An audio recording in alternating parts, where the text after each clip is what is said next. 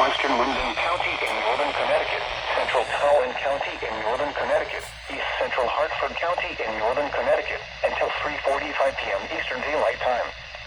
At 2:50 p.m. Eastern Daylight Time, a severe thunderstorm was located over Andover, or near Manchester, moving east at 25 miles per hour.